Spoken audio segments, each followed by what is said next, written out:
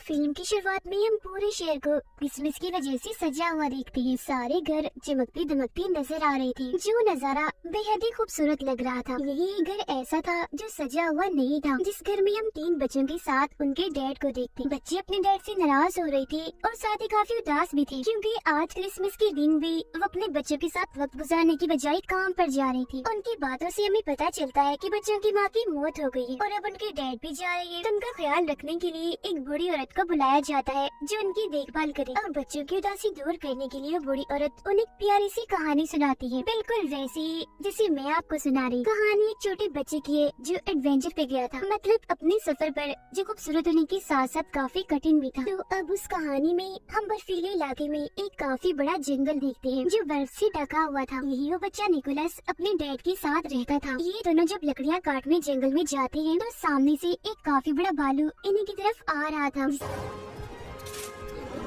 देखकर ये दोनों काफी डर जाते हैं और भागकर वापस अपने घर आ जाते हैं। यहाँ हमें पता चलता है कि निकोलस ने अपनी मॉम को बचपन में ही खो दिया था। साथ ही उनकी माली हालत भी काफी खराब थी, वो काफी गरीब थे, क्योंकि ना तो उनके पास खाने के लिए ज्यादा सामान है और ना ही पैसे कमाने का कोई जरिया है। एक रात निकोलस अपने डैड को कहता है, चलिए पापा आज मुझे कोई कहानी सुनाए जो बहुत मजे की। तब उसके डैड उसे उसकी मॉम की ही कहानी सुनाती है कि काफी सालों पहले तुम्हारी मॉम ने इन बर्फीली चोटियों को पार किया। वहाँ 2 सोते हुए मॉन्स्टर थे जो दरअसल पहाड़ी थे। तुम्हारी मॉम उनके बीच से निकलकर दूसरी तरफ गई, जहाँ एक अलग ही नस्ल के लोग रहते हैं जिन्हें एल्व्स कहा जाता है, और वो एल्व्स का गांव था जिसका नाम एल्फिन था। एल्व्स दरअसल होते तो इंसान ही है, बस उनकी शक्ल सूरत थोड़ी सी अलग होती है, मतलब उनके कान थोड़े से नुकीले और लंबे होते हैं। वो एल्व्स लोग कोई आम नहीं थे, बल्कि उनके पास जादुई शक्तियाँ थी। उन्होंने तुम्हारी मॉम के साथ काफी अच्छा बर्ताव किया, काफी अच्छे से उनका वेलकम किया, और फिर जब तुम्हारी मॉम वापस लौटी तो उनके पास बहुत सारी चॉकलेट्स और खिलौने थे जो आसपास के लोगों में हमने बांट दिए, जिससे हर तरफ खुशियाँ फैल गई। इसी दौरान उन्हें कमरे में किसी जानवर के होने का एहसास होता है। तब उसके डैड उस जानवर को मारने के लिए कुल्हाड़ी उठाकर उसे ढूंढने लगते हैं, मगर देखते हैं कि वो जानवर तो एक छोटा सा चूहा है, जिसे मारने की उसके डैड बहुत कोशिश करते हैं, मगर हर बार वो बचता रहता है। जिसके बाद वो चूहे को निकोलस के कहने पर छोड़ देते, क्योंकि वो छोटा सा चूहा उसे बहुत ही प्यारा लग रहा था और वो उसके साथ दोस्ती करना चाहता था। फिर अगली सुबह निकोलस उसका नाम भी रख देता है। वो उससे बात करने की कोशिश करता है और चूहे को भी कहता है कि तुम भी बोलो, जिस पर उसके डैड कहते हैं, बेटा चूहे नहीं बोल सकते। जिसके बाद दोनों बाप बेटे राजा के महल में जाते हैं, क्योंकि आज उन्होंने अपने गांव के रहने वाले हर इंसान को बुलाया था।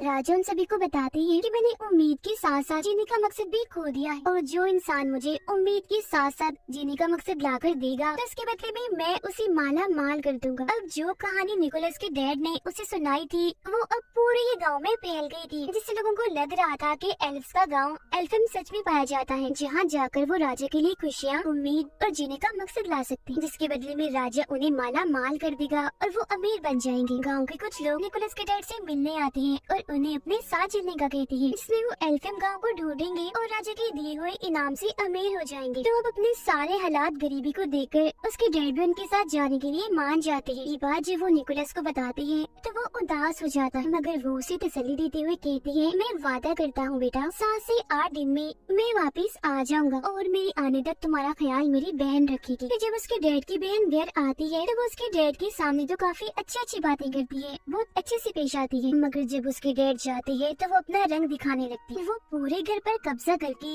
निकोलस के साथ काफी बुरा करती है। वो उसका सामान देकर घर से बाहर निकाल देती है। सामान में निकोलस की एक गुड़िया भी थी जो सब्जी की बनी हुई थी। वो उसे बेहद ही प्यारी थी, क्योंकि उसकी मॉम ने वो बनाई थी, जो उनकी आखिरी निशानी थी। बाहर आने के बाद निकोलस अपने लिए एक टेंट लगाता है और अपने चूहे दोस्त के साथ रात बाहर ही गुजारता है। अब काफी दिन हो गई थी, मगर अभी तक उसके डैड वापस नहीं आए थे, जिससे वो भी अब अपने डैड के वापस आने की उम्मीद खो चुका था। उसे लग रहा था कि कहीं उसके डैड के साथ कुछ हो ना गया हो। फिर अब खाने की तंगी तो उन्हें पहले से ही थी, मगर एक दिन उसके डैड की बहन उसे काफी मजेदार सूप बना के देती है, जिससे काफी मजे लेकर निकोलस पीता भी है, मगर तभी वो बताती है कि ये सूप मैंने तुम्हारी गुड़िया से बनाया, जिससे उसे काफी गुस्सा आ गया था, इसीलिए वो उस पर चिल्लाने लगता है। मगर अब तभी निकोलस की नजर अपने जलती हुई टोपी पर जाती है जो उसकी मॉम ने ही बनाई थी। तब वो जल्दी से टोपी लेकर बाहर आता है और बर्फ में उसे लगाकर आग बुझा देता है। वो देखता है कि टोपी पर एक नक्शा बना हुआ है और ये नक्शा बिल्कुल वैसे था जैसे उसके डैड ने उसे कहानी सुनाई थी, जिससे वो समझ जाता है कि उसकी मॉम की कहानी सच्ची थी। एल्फियम का गाँव सच भी पाया जाता है जहाँ जादू है, तो इसीलिए अब वो ये फैसला करता है कि मैं भी उस गाँव में जाऊँगा। और फिर अगले दिन वो अपने साथी चूहे के साथ अपने सफर पर निकल जाता है। सफर के दौरान वो चूहे को नए नए अल्फाज सिखा रहा था, हालांकि उसे पता भी था कि बोल नहीं सकता। पूरा एक दिन का सफर तय करने के बाद वो एक गाँव में पहुँचता है जहाँ उसकी मुलाकात एक बूढ़ी औरत से होती है जो उसे वापस जाने का कहती है और ये भी कि तुम्हारी मेहनत बेकार जाएगी, एल्फियम नहीं पाया जाता, उसकी तलाश में ऐसे जगह जगह मत भटको। मगर वो उसकी बात नहीं मानता और अभी भी अपना सफर जारी रखता है। कुछ और दिन का सफर करने के बाद वह गुफा में पनाह लेता है। वहाँ भी बर्फ थी तो पत्थर को रगड़कर वो आग जलाता है और फिर दुआ करने लगता है कि अगर जादू सच में पाया जाता है तो मेरा चूहा बोलकर दिखाए। और फिर तभी सच में उसका चूहा बोलने लगता है, जो देख निकोलस काफी चौंक जाता है। Boy, tree, ball. वो हैरान तो था ही, मगर अब उसका जादू पर पक्का यकीन बन गया था और अब तो उसका चूहा दोस्त इतना बोल रहा था कि उसे सफर में अकेलापन महसूस नहीं हो रहा था। फिर जब ये लोग जंगल में से गुजर रही थी तो एक बारहसिंगा हिरन इन पर हमला कर देती है। तब उससे बचने के लिए निकोलस जल्दी से पेड़ पर चढ़ जाता है और ऊपर से देखता है कि उस हिरन के अंदर तो एक तीर घुसा हुआ है। जब भी तो वो इतनी बेचैन है, इसीलिए वो फौरन पेड़ से नीचे उतरकर हिरन के पास आता है। पहले वो उसे प्यार करता है और फिर उसके अंदर घुसा तीर निकाल देता है, जिससे उस हिरन को सुकून की सांस आती है, क्योंकि पहले उसे काफी दर्द हो रही थी। क्योंकि निकोलस ने उसकी जान बचाई थी तो हिरन उसे प्यार से देखती है, जिसके बाद वो यहाँ से जाने लगता है। मगर काफी आगे जाने के बाद वो देखता है कि हिरन भी उसके पीछे पीछे आ रही है। तब निकोलस उसे अपने साथ आने से मना कर देता है, कहता है मैं सिर्फ ये जानता हूँ कि मेरी मंजिल कहाँ है, मगर वहाँ जाने तक कितना वक्त लग जाएगा ये मैं नहीं जानता। तो अगर तुम हमारे साथ आओगी तो भूख से मारे जाओ। मगर वो हिरन खाने की नहीं बल्कि प्यार की भूखी थी, इसीलिए अभी भी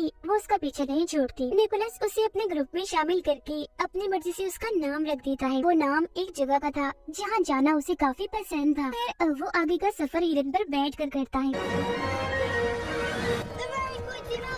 और दो सोते हुए मॉन्स्टर्स के पास पहुंच जाता है, जो असल में पहाड़ी थी। ये बात उसकी मॉम की कहानी में उसके डैड ने भी सुनाई थी, तो इसका मतलब ये होगा कि इसके पीछे ही एल्फियम गांव है। मगर जब ये तीनों पहाड़ों को पार करके दूसरी तरफ जाते हैं तो इन्हीं वहाँ बर्फीली हवाओं के अलावा और कुछ नहीं दिखता। और तभी निकोलस बेहोश होकर गिर जाता है, क्योंकि काफी दिनों से उसने कुछ खाया नहीं था और साथ ही यहाँ ठंड भी बहुत थी। मगर तभी इधर एक बच्ची अपने दादा के साथ आती है। ये दोनों एल्फ्स थे। वो बूढ़ा आदमी जब निकोलस को बेहोश देखता है तो उसके पास आता है और जब वो ये देखता है कि ये तो एक इंसान है तो वो उसकी मदद करने से मना कर देता है। मगर तभी बच्ची बोलती है, हमें किसी को भी ऐसी मुसीबत में नहीं छोड़ना चाहिए। कोई भी जरूरतमंद हो जिसे मदद चाहिए, हमें हर हाल में उसकी मदद करनी चाहिए, फिर चाहे वो कोई भी हो, एल्फ हो या इंसान हो। जो बात सुनकर उसके दादा निकोलस पर एक जादू करते हैं, जिससे वो फौरन होश में आ जाता है। अब बूढ़े आदमी ने उस पर यकीन का जादू किया था, जिसका मतलब था कि अब निकोलस जिस चीज पर यकीन करेगा और यकीन के साथ उसे सोचेगा तो वही होने लगेगा, मतलब कि वही यकीन उसे दिखने लगेगा। निकोलस उन्हें बताता है कि मैं यहाँ अपने डैड को ढूंढने आया हूँ, जो एल्फियम की तलाश में निकले थे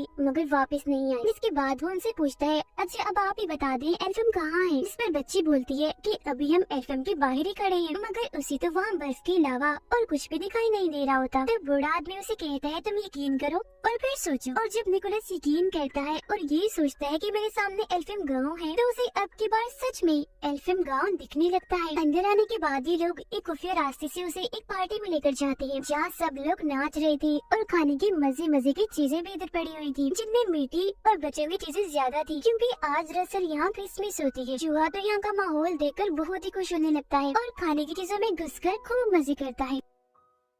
मगर तभी इसी बीच एल्फ्स की रानी वहाँ आ जाती है और सब कुछ तबाह कर देती है, क्योंकि उसने सबको पार्टी करने से मना किया था। वजह ये थी कि सभी एल्फ्स काफी दुखी थी, क्योंकि इंसानों ने उन्हें धोखा दिया था। वो एक एल्फ बच्ची को अगवा करके अपने साथ ले गए थे। ये सुनकर निकोलस उठता है तो रानी उसे देखकर और भड़क जाती है, कहती है, ये क्या, अभी भी हमारे गाँव में एक इंसानी बच्चा है, ये क्या हो रहा है इधर। वो निकोलस से पूछती है, क्या कर रही हो यहाँ, और वैसे तुम इधर आए ही क्या करने हो, एक और बच्चे चुराने आए हो। जो सुनकर निकोलस उन्हें बताता है, नहीं रानी जी, मैं किसी बच्चे को अगवा करने नहीं आया बल्कि अपने डैड को ढूंढने आया हूँ, क्योंकि वो एल्फिन गांव की तलाश में निकली थी। और आप फिक्र मत कीजिए, मैं आपसे वादा करता हूँ कि वो एल्फ बच्चा जिसे इंसान अगवा करके ले गई है उसे मैं वापस जरूर लेकर आऊंगा। मगर रानी उसकी एक नहीं सुनती और सजा देने के लिए उसे एक मीनार की चोटी में कैद कर देती है। यहाँ उसकी मुलाकात एक उड़ने वाली एल्फ से होती है जो दरअसल एक एल्फ परी थी। उसे पटाखे फोड़ने का बहुत शौक था। उसके पास जादू था जिसकी मदद से वो हवा में पटाखे फोड़ा करती थी और एक अच्छी बात, वो हमेशा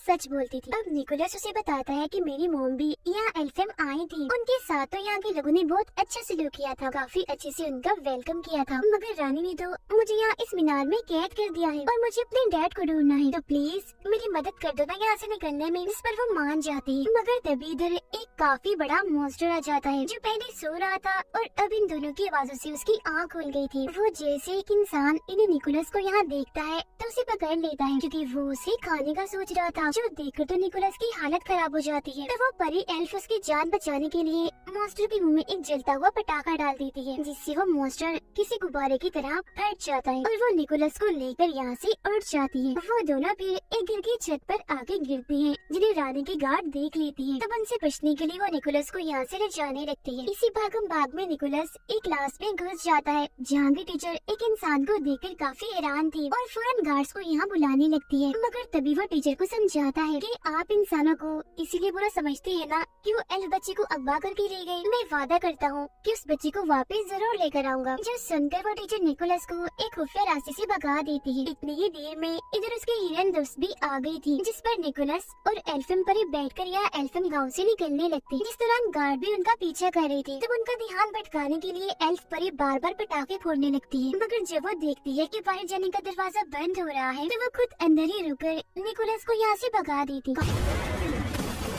काफी मीलों का सफर तय करने के बाद भी निकोलस को उस अगवा हुए एल्फ बच्चे का कोई नामो निशान नहीं मिलता। फिर जब वो गौर से दुआ करता है कि मुझे कोई रास्ता दिखाएं, तो तब उसे जंगल में एक गोल्डन रंग की रस्सी बंधी हुई दिखती है, जिसका पीछा करने पर वो एक पिंजरे तक पहुंचता है। इसमें और कोई नहीं बल्कि वो एल्फ बच्चा कैद था। अब इससे पहले वो उसे यहाँ से निकालता तब इधर कुछ लोग आ जाते हैं, जिनमें निकोलस की डैड भी थी। वो अपने डैड से गले मिलता है और कहता है कि हमें इस एल्फम बच्चे को वापस छोड़ना होगा, जिस पर उसके डैड समेत सब लोग मना कर देते हैं। कहते हैं कि नहीं, हम इसे वापस नहीं दे सकते, क्योंकि हो सकता है कि राजा इसे देखकर खुश हो, इससे उन्हें उम्मीद और जीने का मकसद मिले, जिसके बदले में वो हमें ढेर सारा पैसा देंगे। तो इसीलिए अब ये निकोलस को भी पेड़ से बांध देते हैं। उसे उसके डैड ही बांध रहे थे, जिस दौरान चूहा उनसे बोल रहा था, उन्हें ऐसा करने से मना कर रहा था। अब चूहे को बोलता हुआ देखकर वो भी काफी हैरान थे।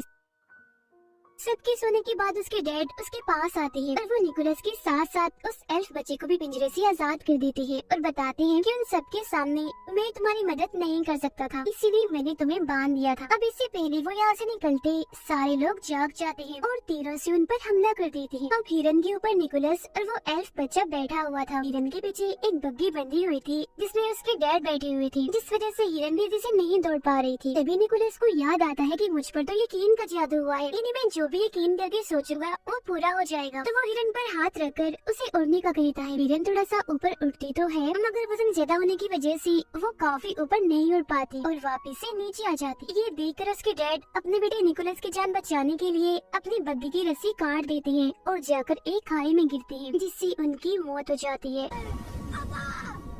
जो देख उसे काफी दुख होता है। फिर इसके बाद हिरन निकोलस और अगवा हुए एल्फ बच्चे को एल्फेम पहुंचा देती है। अब क्योंकि निकोलस ने अपना वादा पूरा कर दिया था, यानी उस बच्चे को वापस लाने का, तो ये देखकर एल्फेम की सारे लोग काफी खुश हो जाती है और उस बच्चे का डैड निकोलस को ढेर सारे खिलौने देता है, जिससे उसे बहुत खुशी मिलती है। मगर खिलौनों को देखकर उसे ख्याल आता है कि क्यों न मैं भी क्रिसमस के मौके पर सब बच्चों में खिलौने और चीजें बांटकर खुशियाँ फैलाऊं। इसीलिए वो सभी एल्फ से कहता है कि आप यहाँ जो कुछ भी बनाते हो, इन्हें खिलौने खाने पीने की चीजें मेरे लिए आप वो बहुत सारी बना दे, ताकि मैं उन्हें बच्चों में बांटकर खुशियाँ फैला सकूं। तब उसकी ये बात सुनकर सारे लोग खिलौने और खाने पीने की चीजें, चॉकलेट्स, कैंडीज वगैरह बनाने में लग जाते हैं और बहुत सारा सामान वो बना भी लेते हैं, जिसे काफी बड़े थैले में डालकर निकोलस को देती हैं, जो लेकर वो यहाँ से जाने लगता है। अभी वो थोड़ा आगे गया ही था कि तभी इधर रानी आ जाती है और उसे रोकने के लिए अपना जादू करती है और उसे उल्टा लटका देती है, क्योंकि वो इंसानों को पसंद नहीं करती थी। उसका मानना था था कि इंसान मतलबी होते, मगर तभी रानी की नजर निकोलस के गले में लटके लॉकेट पर जाती है जो उसकी मॉम का था। निकोलस ये बात रानी को बताता है कि ये मेरी मॉम का है, तो वो उसे नीचे उतारती है। वो जज्बाती हो गई थी और कहने लगती है कि काफी सालों पहले तुम्हारी मॉम इधर आई थी, हम दोनों बहुत अच्छी दोस्ती थी, मगर जब वो यहाँ से गई तो बहुत सारे खिलौने और चॉकलेट लेकर गई। साथ ही जाने से पहले उन्होंने ये वादा किया था कि मैं वापस आपसे मिलने आती रहा करूंगी, मगर आज काफी साल हो गए हैं वो कभी भी नहीं आई। जिस पर निकोलस बताता है कि वो आती जरूर, मगर जब मेरी मॉम यहाँ से गई एक बीमारी की वजह से उनकी मौत हो गई। ये सुनकर रानी समेत सभी लोग काफी हैरान और दुखी हो गई थी। रानी को यकीन आ गया था कि सब इंसान एक जैसे नहीं होते, मतलब अगर इंसान बुरे होते हैं तो उनमें से कुछ अच्छे भी होते, इसीलिए वो उसे तोहफे से भरा हुआ थैला ले जाने देती है। निकोलस चीजों से भरा थैला लेकर हिरन पर बैठता है और उड़ जाता है और सीधा आता है राजा के महल में, जहाँ राजा काफी उदास थे। वो राजा को खिलौनों की सूरत में खुशी और उम्मीद की किरण दिखाता है, जिसके बाद राजा और निकोलस हिरन पर बैठकर सब बच्चों के घर जाते हैं और उनके पास खिलौने और चॉकलेट्स कैंडीज रखते हैं, क्योंकि जब बच्चे सुबह उठकर अपने खिलौने देखकर खुश होंगे तो बच्चों की वो खुशी राजा के लिए उम्मीद की किरण होगी। सब बच्चों को खिलौने बांटने के बाद राजा निकोलस से कहते हैं कि मेरे लिए काम करो कि हर साल ऐसे तुम्हें खिलौनों की सूरत में बच्चों को खुशियाँ और उम्मीद देनी होगी, और इस काम में मैं भी तुम्हारा साथ दूंगा। और साल का वो दिन होगा क्रिसमस का दिन, जिस पर वो मान जाता है। इसके बाद निकोलस अपने डैड की बहन के पास जाकर उन्हें भी चॉकलेट्स देता है और उड़ जाता है। उसे उड़ता हुआ देखकर वो काफी हैरान भी थी और अब उसे भी जादू पर यकीन हो गया था। अब ये प्यारी सी कहानी इधर ही खत्म हो जाती है, जो सुनकर वो तीनों बच्चे काफी खुश हो जाते हैं। ये शुरुआत वाले जिन्हें बूढ़ी औरत कहानी सुना रही है। जब वो नीचे आती है तो देखती है कि उनका पूरा घर क्रिसमस की लाइट्स और पेड़ों से सजा हुआ है, जो देखकर उन बच्चों की खुशी का तो कोई ठिकाना ही नहीं रहता। फिर जब वो बूढ़ी औरत बाहर जाने के लिए अपनी टोपी पहनती है तो बच्चों को उनके बड़े से नुकीले से कान दिख जाते हैं, जो देख वो समझ गई थी कि ये भी एक एल्फ ही थी। अब बाहर जाकर वो बूढ़ी औरत आसमान में अपने जादू से पटाखे फोड़ने लगती है, जो देख हम समझ जाते हैं कि ये और कोई नहीं बल्कि एल्फ परी है जो सच बोला करती। तो ये कहानी हमें बहुत सारे सबक देती है, यानी हमें हमेशा ही खुशियों को बांटते रहना चाहिए और दूसरों की मदद करनी चाहिए, फिर चाहे वो क्रिसमस का दिन हो या कोई भी। और हमें बुरों के साथ भी अच्छा करना चाहिए और हमेशा हर चीज की होने का यकीन रखना चाहिए। इसी के साथ ही ये प्यारी सी कहानी इधर ही खत्म हो जाती है।